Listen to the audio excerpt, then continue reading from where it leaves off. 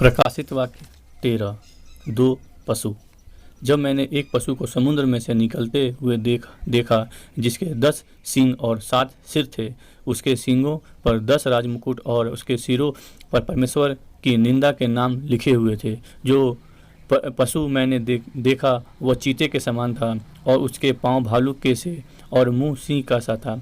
उस अजगर ने अपनी सामर्थ और अपना सिंहासन और बड़ा अधिकार उसे दे दिया। मैंने उसके सिरों में से एक पर ऐसा भारी घाव लगा देखा मानो वह मरने पर है। फिर उसका प्राणघातक घाव अच्छा हो गया और सारी पृथ्वी के लोग उस पशु के पीछे पीछे अचंभा करते हुए चले।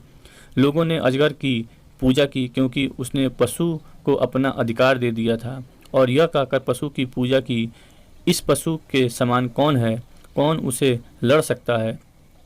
बड़े बोल बोलने और निंदा करने के लिए उसे एक मुंह दिया गया और उसे 42 महीने तक काम करने का अधिकार दिया गया। उसने परमेश्वर की निंदा करने के लिए मुंह खोला कि उसके नाम और उसके तंबू अर्थात स्वर्ग के रहने वालों की निंदा करे। उसे यह भी अधिकार दिया गया कि पवित्र लोगों से लड़े और उन पर जय पाए, और उसे हर एक कुल और लोग और भाषा और जाति पर अधिकार दिया गया।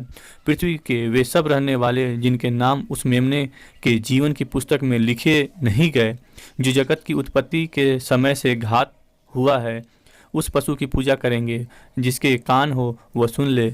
जिसको कैद में पड़ना है वह कैद में पड़ेगा। जो तलवार से मारेगा अवश्य है कि वह तलवार से मारा जाएगा। पवित्र लोगों का धीरज और विश्वास इसी में है। फिर मैंने एक और पशु को पृथ्वी में से निकलते हुए देखा। उसके मेमने के से 2 सींग थे और वह अजगर के समान बोलता था। वह उस पहले पशु का सारा अधिकार उसके सामने काम में लाता था और पृथ्वी और उसके रहने वालों से उस पहले पशु की, जिसका प्राण घातक घाव अच्छा हो गया था, पूजा कराता था।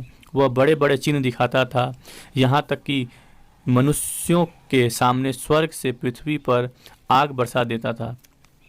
उन चिन्हों के कारण जिन्हें उस पशु के सामने दिखाने का अधिकार उसे दिया गया था, वह पृथ्वी के रहने वालों को भरमाता था और पृथ्वी के रहने वालों से कहता था कि जिस पशु के तलवार लगी थी वह जी गया है, उसकी मूर्ति बनाओ। उसे उस पशु की मूर्ति में प्राण डालने का अधिकार दिया गया कि पशु की मूर्ति बोलने लगे, और जितने लोग उस पशु की मूर्ति की पूजा न करें उन्हें मरवा डाले।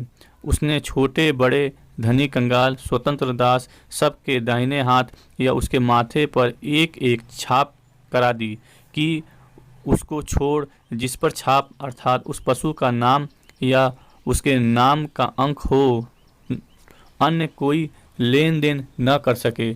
ज्ञान इसी में है जिसे बुद्धि हो, वह उस पशु का अंक जोड़ ले, क्योंकि वह मनुष्य का अंक है और उसका अंक 666 है। आमीन।